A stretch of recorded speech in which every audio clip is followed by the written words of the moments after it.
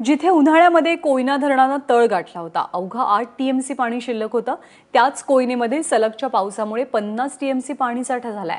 विशेष म्हणजे आजूबाजूच्या गावांमध्ये जाण्यासाठी धरणाच्या पाण्यातनं बोटीनं प्रवास करावा लागायचा। दुष्काळामुळे गावांचा संपर्कही तुटलेला। मात्र आता सलगच्या पावसामुळे धरणात पाणी आलंय आणि धरण क्षेत्रातली गावं पुन्हा संपर्कात आली आहेत।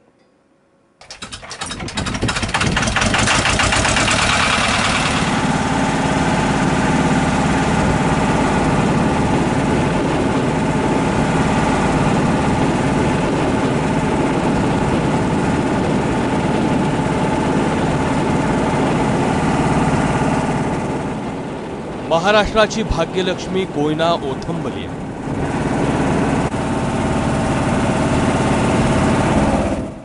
नजर जाईल तिथवर पाणी पाणी आणि पाणी।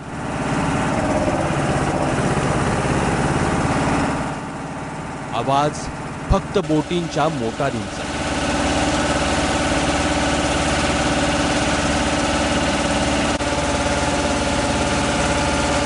पण 2 महिन्यांपूर्वी चित्र वेगळंच होतं।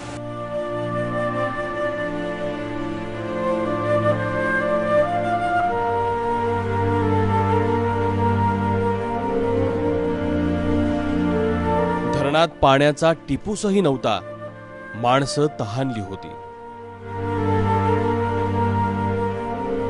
प्यायला सुद्धा आम्हाला पाणी मिळत नव्हतं। आम्हाला तळदेव पासून म्हणजे 17 किलोमीटर वरून पाणी यायचं प्यायला, ते पण टँकरनं 3-4 दिवसातून 5 हंडे भेटायचे, नाहीतर विकतच आम्हाला आणायला लागायचं। आता पाऊस पडलाय तेव्हा नदीत पाणी साठलंय, तेव्हा आता बरं वाटतंय, म्हणजे ते पाणी बघून आनंद होतोय आम्हाला। माणसं जितकी तहानली होती तितकीच पायपीट करून थकली होती, पण आभाळाची कृपा झाली आणि कोयना माई भरून पावली।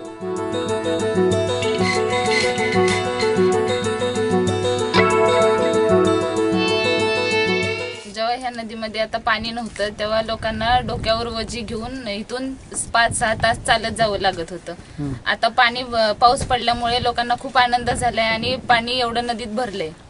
ते नदीत पाणी भरल्यामुळे लोकांना बोटमधून इथून पलीकडे जाता येतं। चालण्याचा प्रवास थोडा लोकांचा कमी झाला आता पाण्याने भरल्यामुळे, त्यामुळे लोक खुश झालेत पाऊस पडल्यामुळे।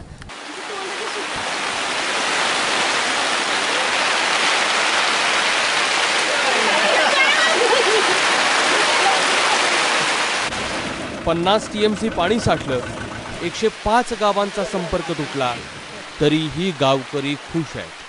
इथं पाणी हाच रस्ता आहे, पाणी हेच जीवन। त्यामुळं इथं नदीला पाणी वाढलं तर लोकांना आनंद होतो। आज 3 महिन्यानंतर कोयना नदीत एक आनंदाचं वातावरण निर्मिती झाले, कारण 3 महिने ह्या बोटी जवळजवळ 300 बोटी आहेत या नदीमध्ये, तापळ्यामध्ये, आणि कुठलाही व्यवसाय नाही। त्यांना व्यवसाय नसल्यामुळं अतिशय दुर्गम परिस्थितीतनं हा भाग जातो। 105 गावचा हा गाव आहे। कोयना कांदाटी सुरक्षित मधून लोक या ठिकाणी येतात। जंगलातून वाट काढण्याचं टळल्यानं जनावरांचा धोका कमी झालाय, पण हेही जगणं सोपं नाही आहे। कारण काय की हे नसेल तर जीवनच एकदम कठीण आहे आमच्या कोयना भागातल्या लोकांचं। तिन्ही भागातलं कोयना, कांदाटी, सोळशी या तिन्ही खोऱ्यातल्या लोकांचं जीवन म्हणजे एकदम अवघड आहे, आणि आम्हीच म्हणून ते सहन करतोय, दुसरे सहन करू शकत नाही। थोड्याशा पावसानं नाकं मुरडणारे एकीकडे आणि अतिवृष्टी झाल्यानंतरही सुखावणारे दुसरीकडे। पाऊस किती वेगवेगळ्या भावनांना जन्म देतो पहा। राहुल तपासे, एबीपी माझा, कोयना धरण।